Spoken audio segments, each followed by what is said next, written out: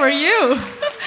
I hope you had a great day yesterday and a great evening at an icebreaker, and I also hope that you fully recharged because today we have a full day of talks, events, and so on.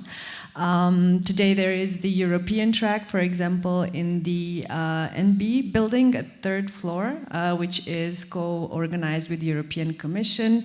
Please check on the OSGeo wiki page for BOFs, that is Birds of a Feather, like informal events. So we have a lot to do today. I have the pleasure and the honor of presenting the 2 keynotes today. At the beginning of this great FOSS4G 2023 second day. So without any further ado, I would like to invite Jin from Re-Earth, the Chief Sustainability Officer that comes with a fabulous promise, a peaceful and profitable world. So.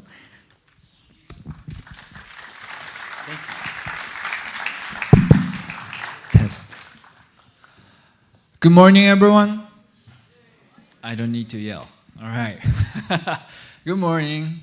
Awake. Drink too much last night? Our CHRO did. But glad she made it. And I know we are kind of late, so let me start. Creating a peaceful and profitable society. So this morning I'm gonna talk about peace and money. I hope it's gonna be a peaceful morning. Voila. So I'm the Chief Sustainability Officer and actually the Chief Sustainability Officer of Eukarya. These 2 usually don't go well, but we keep them together because we're really serious about making sustainable and scalable impact. And I want to start with a question about status quo. I know everyone is here for GIS, for OSS, and yay, we are building GIS as OSS, right?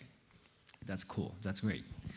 But question is, when did it ever become, OSS as a purpose of GIS? I think it's really key question for today. Because GIS is technology and OSS is just a scheme. And there should be some kind of purpose. What's the true purpose of GIS and OSS? And let's get it real. Tackling social issues, peace. And when we say social issues, we could say job inclusion. GIS for OSS, for job inclusion. And what we are trying to really ask is it true that continuing as a commuter for OSS is a bit difficult as a decent and sustainable job? Or can we actually utilize GIS to co-create job opportunity for marginalized people? And of course we say yes with Re-Earth. Let me show you. So our purpose is to create the world where you want to preserve everything, every information. We say this because right now, the world, I don't really want to preserve anything. Because too many shits happened, like, Russian invasion in Ukraine, flood in Pakistan, conflict in Sudan.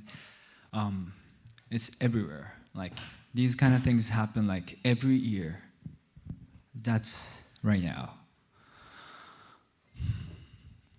But to create the world where you want to preserve everything, I think what's important is anyone should be the one to preserve everything. Anyone should be able to become the one to preserve everything. And to do so, we created ReArt.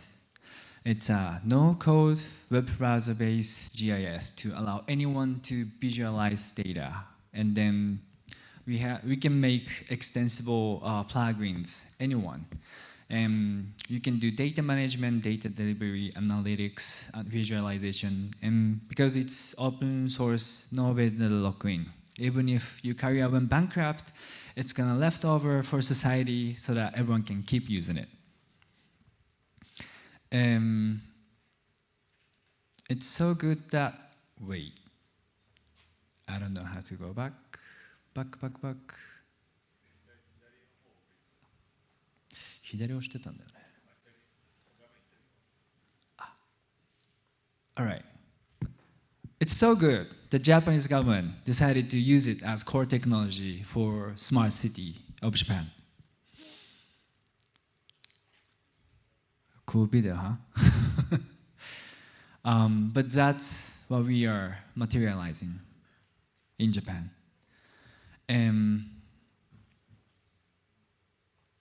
With ReArt, it's 3D model cities to let anyone to analyze and visualize everything.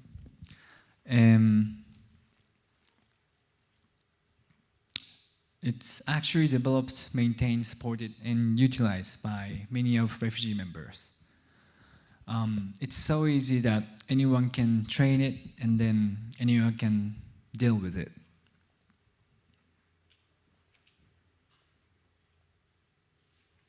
I guess I'm a bit sleepy, or the PC is a bit sleepy. Wait a minute.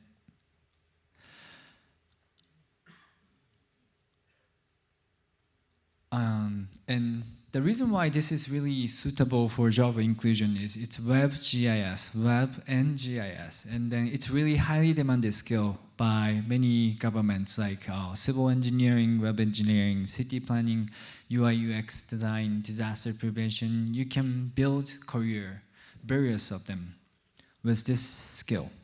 So that's why we focus on that. And we even create marketplace where anyone can be job creator rather than job seekers. They can make plugins and they can make revenue out of it. And I want you to listen to the story of Nina. The voice not coming out. The voice of Nina.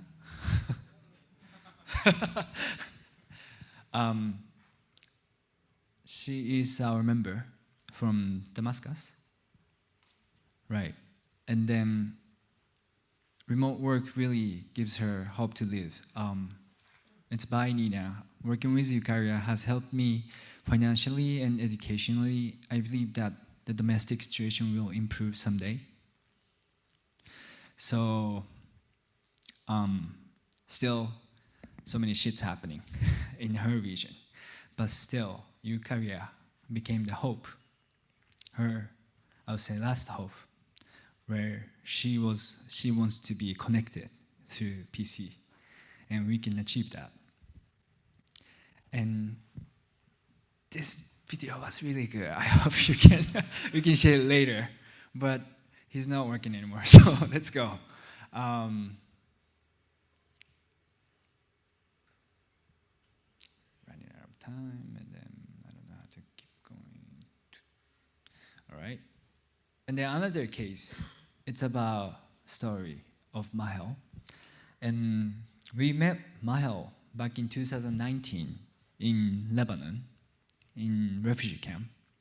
Our CEO, Kenya, after his first capital procurement, he went to refugee camp because he wanted to create a technology that can be really used by anyone. So he wanted to see the reality of anyone, and we met him, and we hired him as engineer.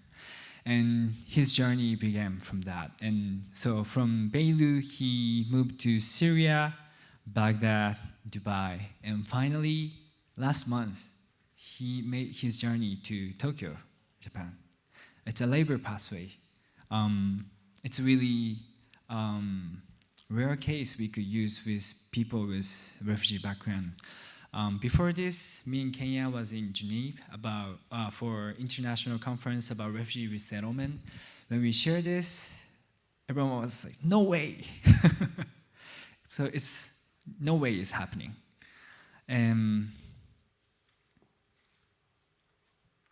The situation of refugees last year it hit 110 million people forcibly displaced.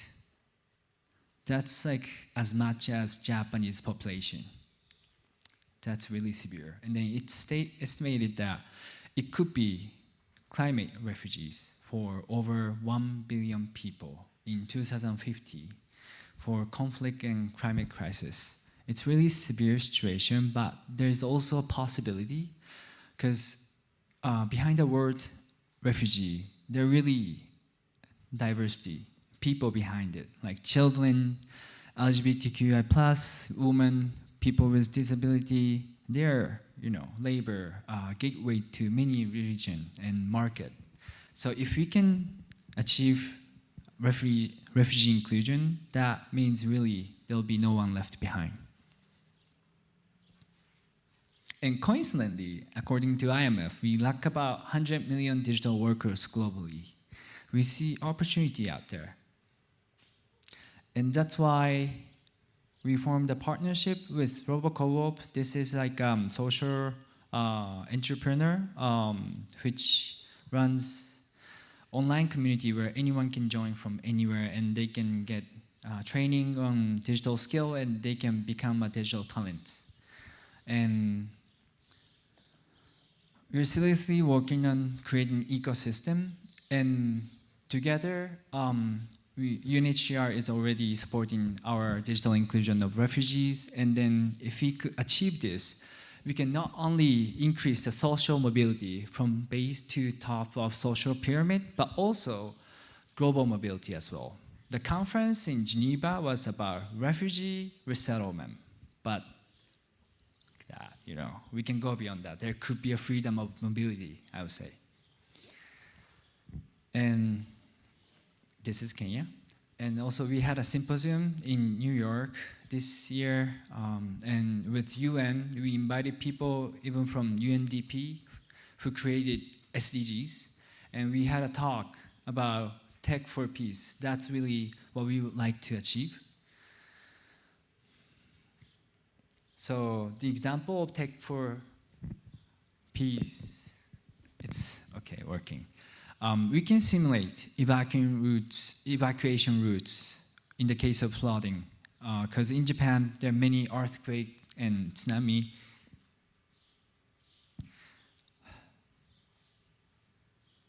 People really get washed out, all right?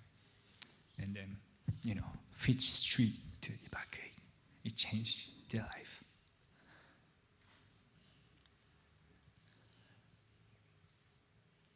And also, we are creating digital archive of Ukraine, for example, so that wars won't forget the pain of it, so that there will be no war anymore, we hope. And we even exhibited at G7 digital ministers meeting with UNHCR to call for actions to many governments. There are really a lot digital public goods can do. And we are actually building another digital asset. It could be a new crisis map to visualize refugees' needs to match with resources.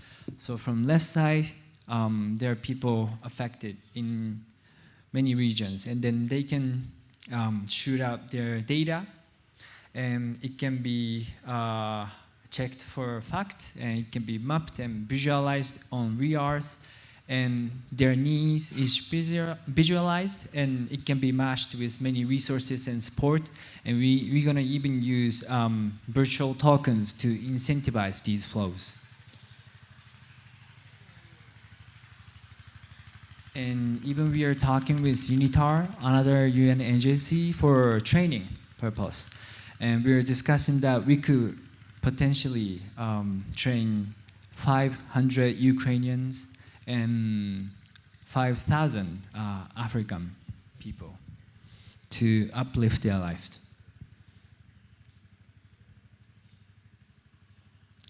And there are more. We are working with UNHCR India because there are African people who have difficulty in even opening bank account and creating a passport to evacuate. So we are working on hiring Afghans in India, more digital inclusion, and also we are working with development banks that we could implement ReEarth in Latin American region for the purpose I just stated. And we will be doing something for Osaka Expo. Expo will be in Japan in 2025. And then Welcome Japan is like NGO as a coordination body to foster multi-sectorial collaboration. Osaka Expo is actually called as SDG Expo. And the main theme is designing future society for our lives, and sub-themes, saving lives, empowering lives, and connecting lives.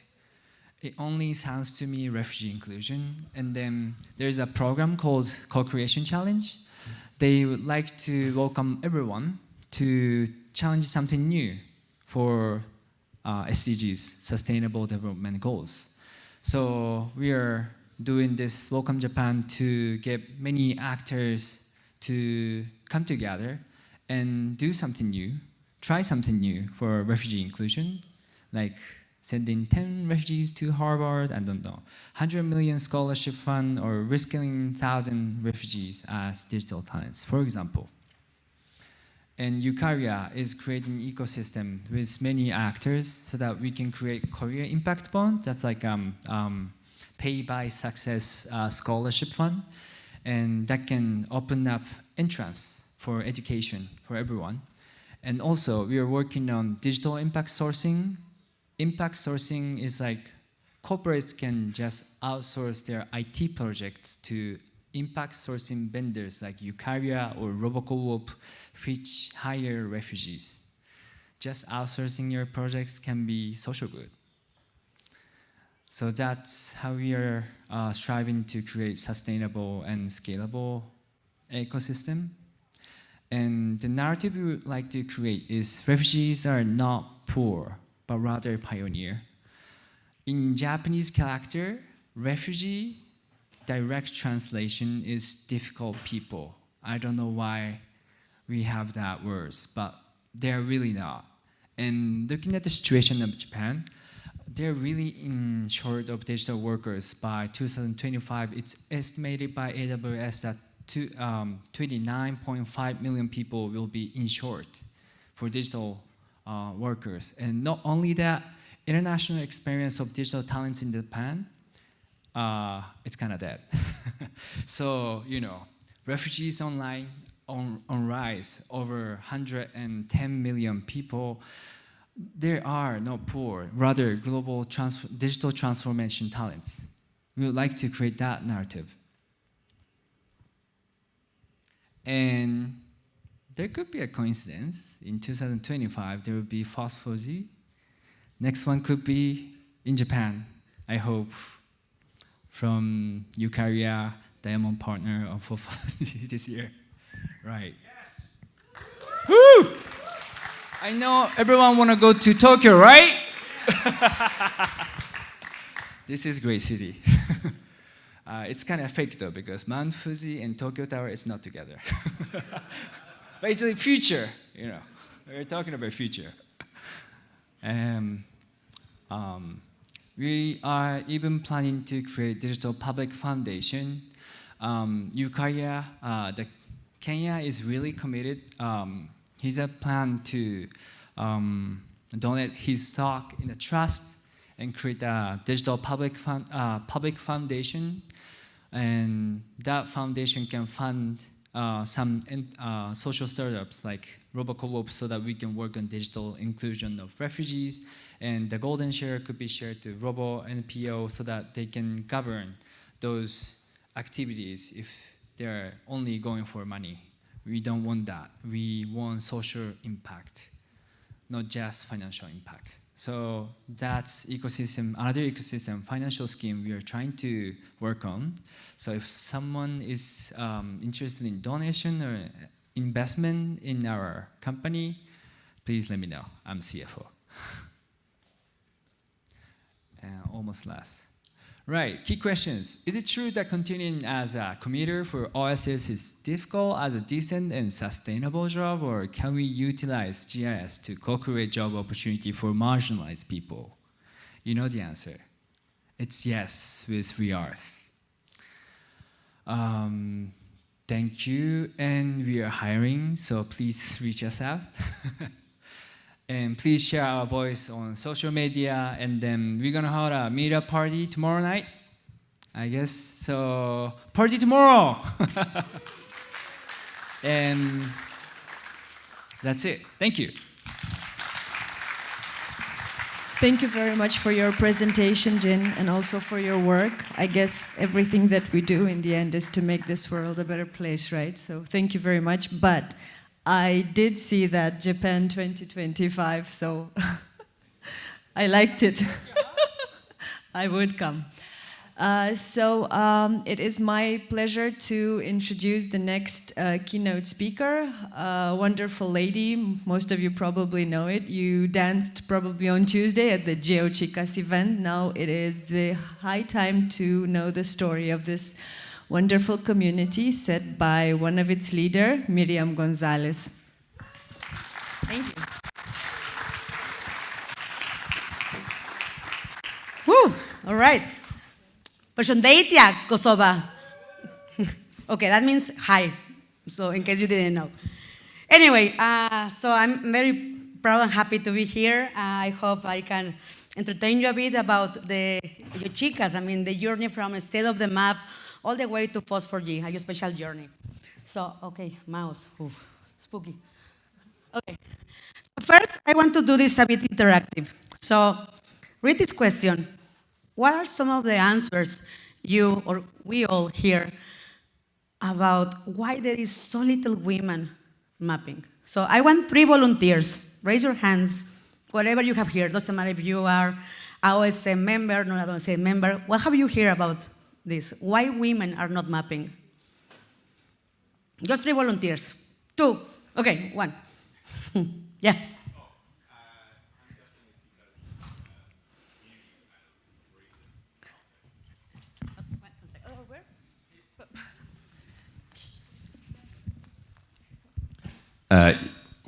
Yeah, I think the community is fairly abrasive sometimes, and creates a barrier for people to talk and discuss ideas.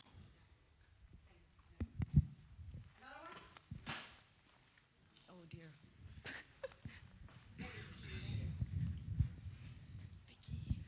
We're unsure of ourselves.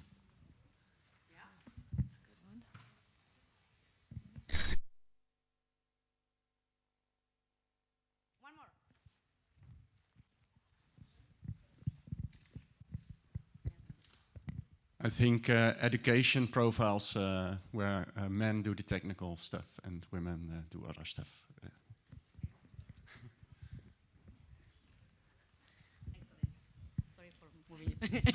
All right, exactly. Those are some of the answers we receive. Women are not for technical things. They do better other things. The community can be harsh. They can be, instead of welcoming, saying, why you are mapping this wrong instead of mentoring you. We were not secure about what they are doing, so they are like, oof, I prefer not to be adding certain things, better I stop mapping. We have here so many of these things. So, some numbers right now. There is more than 10 million people registered in OpenStreetMap till today, 2023. According to certain studies, there is around 3 to 5% only of women mapping in OpenStreetMap. So tons of data, not really diverse people putting all this data in the map. And then, if we're talking about the biggest, largest geospatial database in the world, this is scary. I mean, what is the map showing?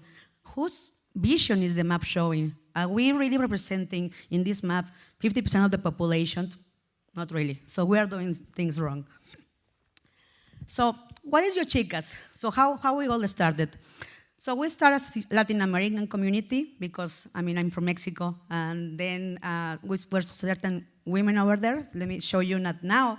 We're more global. We have 2 channels, one in Spanish and one in English, and the one we welcome anybody who is a woman from any country that wants to join the community. So how everything started? Everything started in a bar, to be honest with you, with a beer. So we never thought, I mean, what we started, I mean, will become what it is today. So we were a few ladies in the OSM Latam Telegram group, raising our hands, asking questions. At that time, it was 2015, 2016.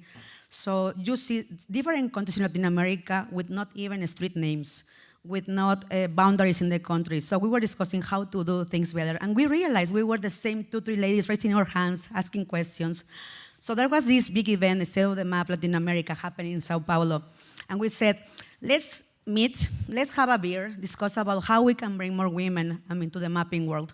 So we did this, I would say, very ugly banner at that time, saying, yo meninas, yo ladies, yo chicas, come and join us and have a beer and let's speak about maps and how we can do a more diverse map in OpenStreetMap.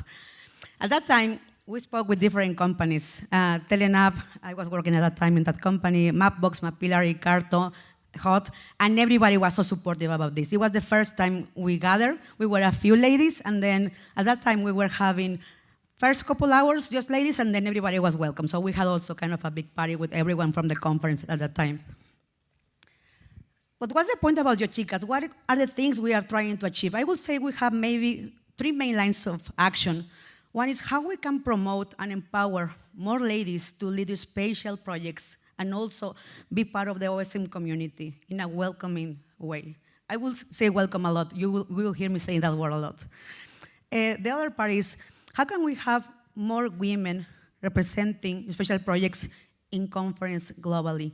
So I can really proud say that before pandemic times, there were already more than 14 ladies already presenting in global conferences, which never presented before, because they didn't think, I mean, they will have enough information for submitting an abstract. And then with the mentorship we were doing together in the safe space, they realized they could submit a talk, and they were talking in Bucharest, in the FOSS4G over there, in some events in USA, in some other events around Europe, and all around the world.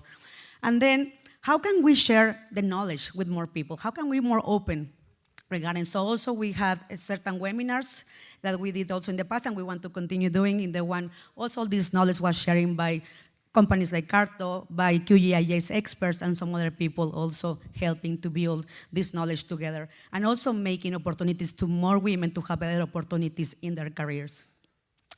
So who was 2 days ago in the Yo Chicas and Space Syntax Take Prizren? Do you have fun? Good.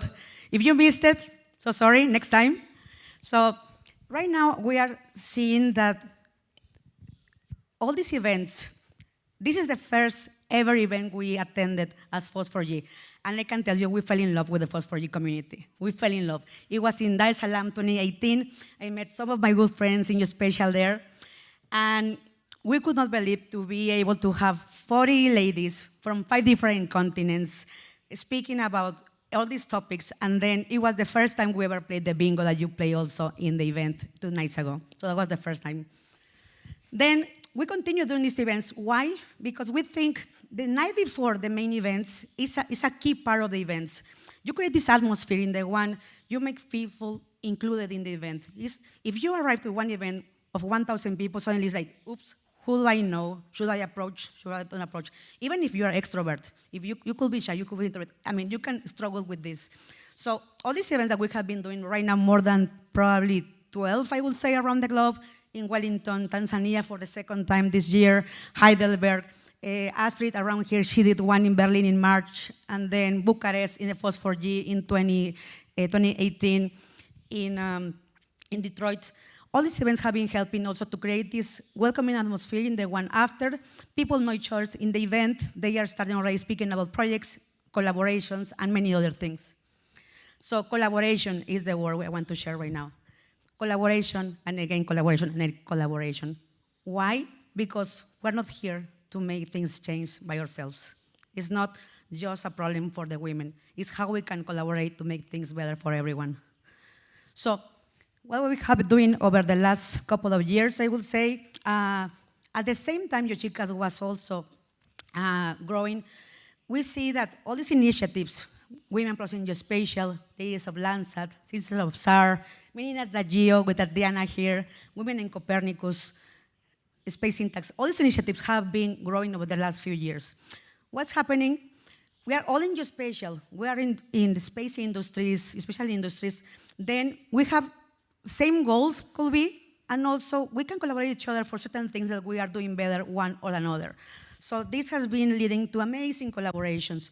I can share with you that in pandemic times, there was the Geospatial World Forum in the Netherlands, and then with my friend Olive Powell, she is one of the directors in Women Plus in Geospatial, we say, hey, let's approach the organizers and see how we can do also kind of a networking icebreaker event before the big event. Then we approached them and they were like, yeah, we have never done that. Do you think it's a good idea? Of course, it's an amazing idea. So that was in 2020. I can share with you that that's the second one we did. This is the one of this year.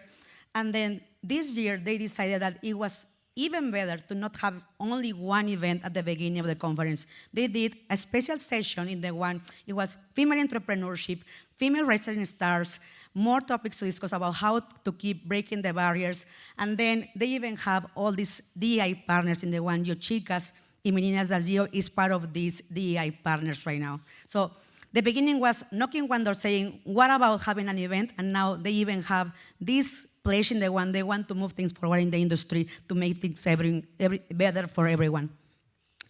So this is some events also. Last year in Firenze, with also Women Plus in Geospatial, we have an amazing time too. And the one on the left is the Living Planning Symposium in Bonn. In the one we work together with Ladies of Landsat and also with Sisters of SAR to make this event that also was incredible. And then in Berlin, we hosted together with the company I work for, Up 42, Ladies of Landsat and Yochicas network event.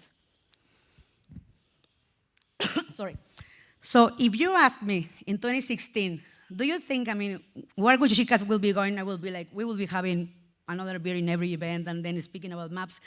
I will never think that Yochicas was going to be recognized in the Financial Times, Al Jazeera, Fast Company, El Clarín in Argentina, on Dark Magazine, some Italian newspapers.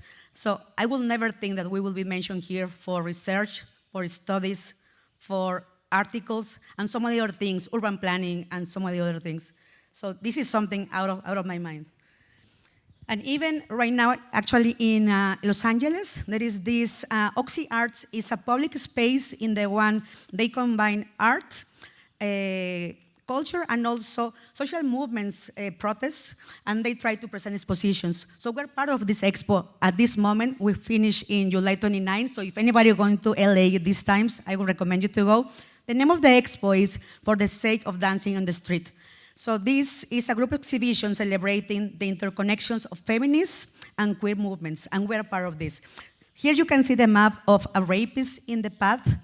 This is a great story because one lady named Isaura, she came to the channel and she said, hey, I know nothing about maps, but I really want to show how this movement is keep growing all around the globe. So we say, yes, we gave her like some kind of like guidance of the tools, some mentorship. Then she prepared the map with other team members of Yochicas, and then suddenly it became the map in the one, all these protests around the globe, in the one they were protesting for female violence, starting in Chile. It was already happening in Europe, some other protests, Latin America all around, Australia and also New Zealand, and then it became the map in the one everybody was adding their data. In the one they were showing videos, they were showing manifestos, they were showing different things. Organically, without planning too much, amazing things happen. There's another project we have, one of our star projects, Las Calles de las Mujeres. And this project also was part of the March 8th commemoration, I think like 5 years ago.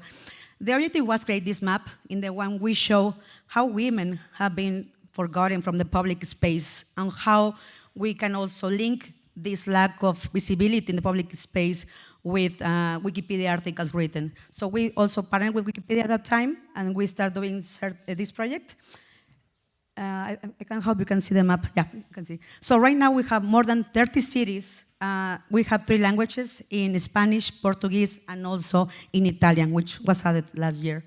So some examples of what you can see in this map. You can search online if you want later. This is one example of Buenos Aires, Argentina. In the one, out of all the maps in Argentina, you have 94% of male names and just 6% of women name.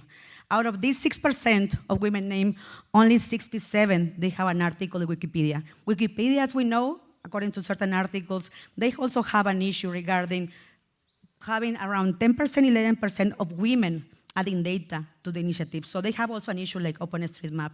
But also here you can see, like, because of the articles you have, sometimes women are not recognized because they don't have enough achievements to be able to have an article in Wikipedia. Another example will be Havana, for example. In the one, 62% of the streets they have male name, 38 they have women name, and the Wikipedia articles here, 36 of them percent they have article. The last one I will be showing is this small city in Italy. In the one, the name is Brescia. This project was really nice because this professor of geography was checking different collaborative projects in Italy with his students, and then they were checking geochicas and some other things, and they decided, what about doing this for the city in the one we live? So together with the students, they decided to be part of the geochicas initiative.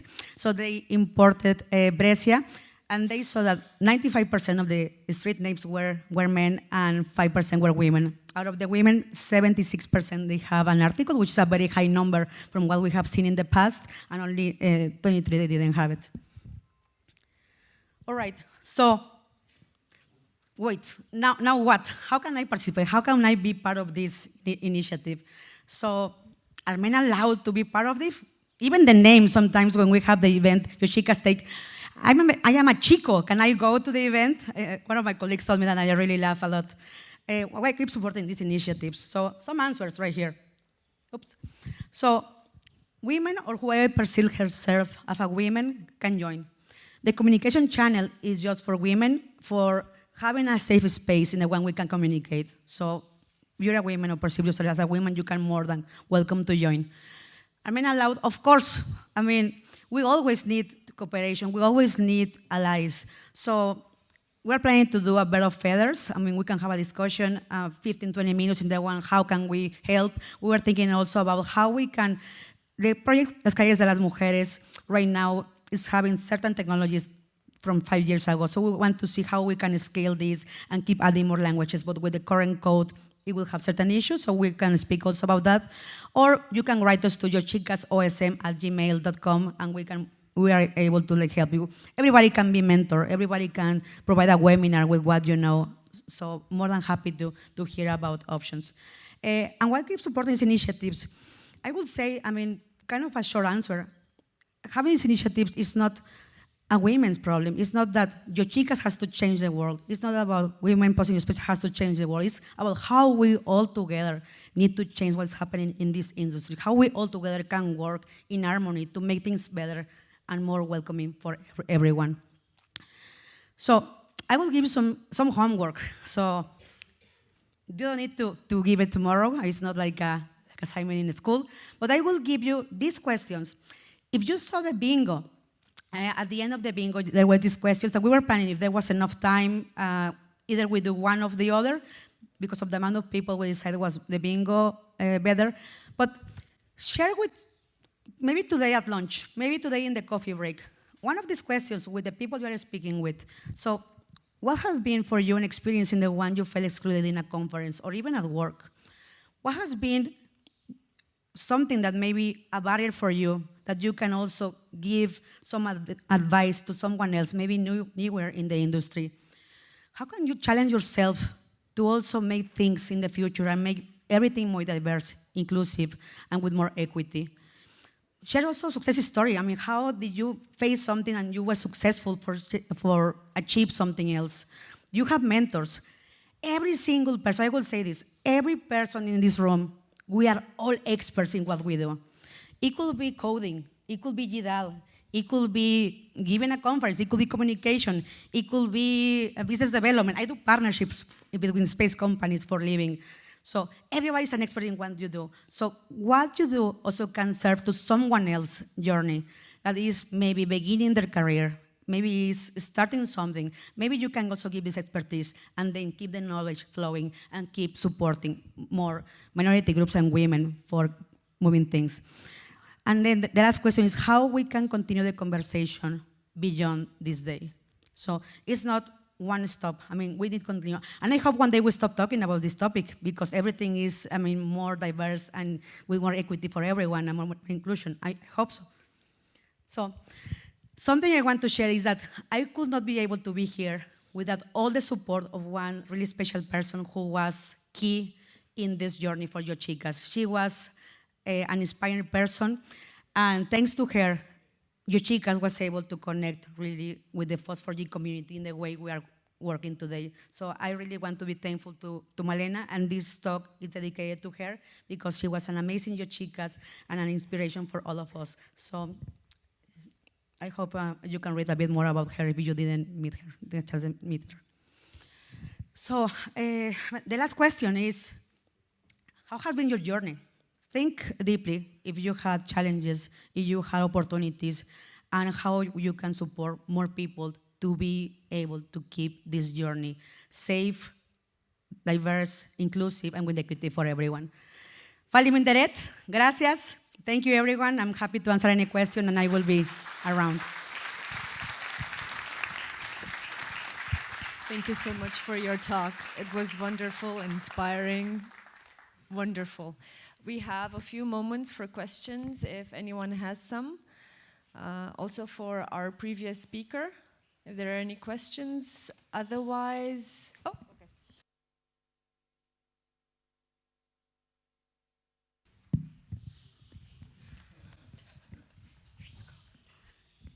Thanks. Great presentation. Thank you for that.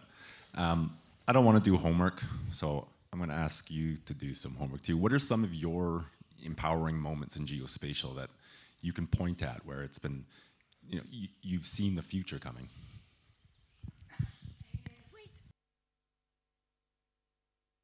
Please don't fall. Okay, I would say some of my moments have been when you are not afraid about raising your voice. So I think that those are key moments. In the moments in the one you see, to give you one example, you will go to this conference and then you see 5 males in the a panel, 5 dudes speaking how experts they are in topic A, B, C, D, and then nobody feels comfortable about saying anything. And you raise your hand and say, thank you, I really enjoyed the talk, but where are the women? Where are the minority groups here? Can we change that for future panels? So I think we should not be afraid of raising our voice, raising our hand. And then maybe you will be afraid, ooh, what about if they point at me and they don't want to invite me anymore to this talk or to this event? Don't be afraid of that. I mean, I think you will have more benefits than other. People is more open right now. In what I mentioned before, the Special World Forum, it's an event in the one most of the people attending is people from maybe other generations. And now I see how they are more open to listen, how they are more open to like see what else they can do from their side, because at that time it was not an issue. It was not discussed at that time. So be outspoken, raising your hand. We don't need to be aggressive. We can just be asking questions with a soft voice saying, where is the rest of the population of the world represented here?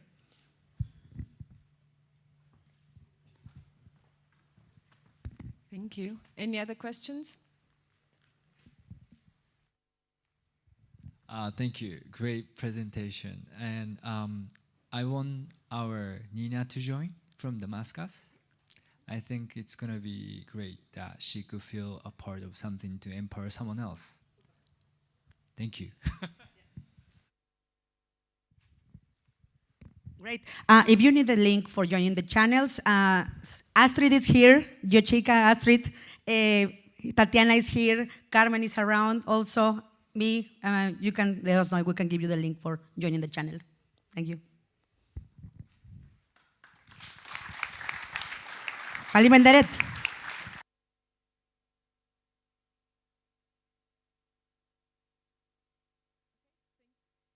Close. No. Thank you so much. We have a 30 minutes break, then enjoy presentations, leave a bit of energy for the social event tonight. Bye.